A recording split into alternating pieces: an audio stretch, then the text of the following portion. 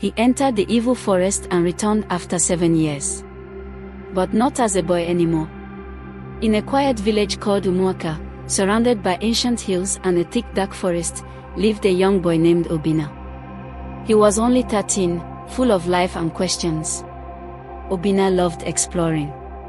He loved the river. He loved the sky. But most of all, he loved the forest. Yet, this was not an ordinary forest. The elders called it the evil forest. Everyone in Umuaka feared it. They said it swallowed humans. That strange shadows lived inside it. That even the birds refused to sing when they flew above it. No one enters that forest and comes back, said Obinna's grandmother. That place is cursed, warned the village chief. But Obinna was curious. Too curious. One evening, the sky turned grey earlier than usual. The wind was heavy. Thunder roared from far away. Obinna's mother called him to come inside, but he had already slipped out. He had a small lantern, and a heart full of courage. He walked towards the evil forest. Step by step. Alone. That night, the dogs howled. The goats refused to eat. And by morning, Obinna was gone. The whole village searched for him. They screamed his name. They lit torches. They called hunters. Nothing. His mother cried until her voice faded. His father stopped eating. The elders finally said the words nobody wanted to hear. The evil forest has taken him. They built a small shrine to honor his spirit. And life moved on. But something had changed in Umuaka. Months passed. 10 years. One day, a woman who lived near the forest said she heard a boy laughing in the night. Another man saw footprints outside his door, small, like a child's, but burned into the ground. Then chickens began to vanish. Babies cried at midnight for no reason. Old Mama Ik, the village herbalist, warned. Obinna is not dead. He is being prepared by the spirits for something dark. No one believed her. But fear returned to Umuaka. 7 full years passed.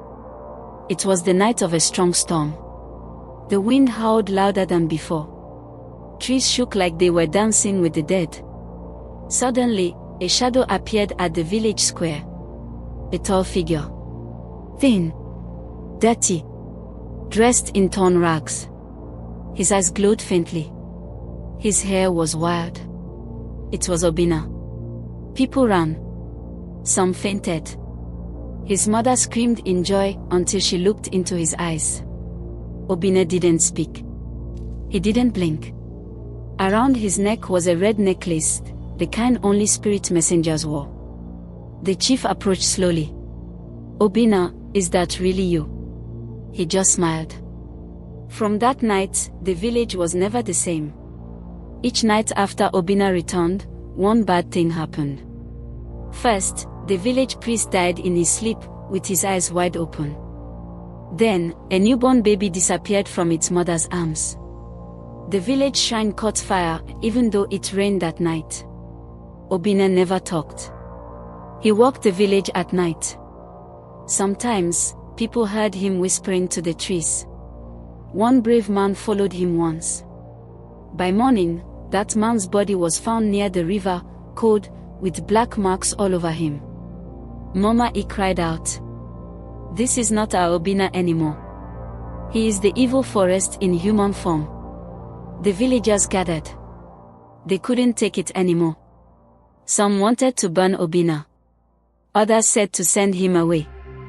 But Mama Ik stood up and said, if we want peace, we must destroy not just the boy, but the spirit that lives in him, and the forest that made him. She revealed a secret. Before the forest became cursed, it was once a sacred place of light. But many years ago, a greedy king killed the forest god to gain power. That act turned the forest evil, and it has been feeding on souls ever since. Obinna was just its latest prisoner. But there was hope. If someone with a pure heart could return the ancient stone of light to the center of the forest, the curse would break, and the forest would burn. Only one person could do it. Obinna's younger sister, Ada, now 14 years old, brave, honest, and full of love. With Mama X's help, Ada carried the glowing stone of light into the forest. Obinna appeared to stop her, possessed, floating above the ground, his eyes glowing red. But Ada did not run. She stood before him, crying. "Obinna, I know you're in there. You are not a monster. You are my brother. Come back to me." For a second, Obinna's eyes changed. A tear dropped. And in that moment, the spirit lost its power. Ada threw the stone to the ground. The earth shook. The trees screamed. The sky turned white. The evil forest caught fire, not with normal flames, but blue ones that lit up the sky. Obinna screamed one last time, his body turning to smoke. And then, silence. The next morning, where the forest once stood, was now empty land, peaceful, quiet, free. Obinna was gone. But so was the curse. The people of Umuoka rebuilt their village. They planted new trees. They built a school. And they told the story of Obinna for generations, the boy who was taken, the sister who saved him, and the forest that was defeated by love.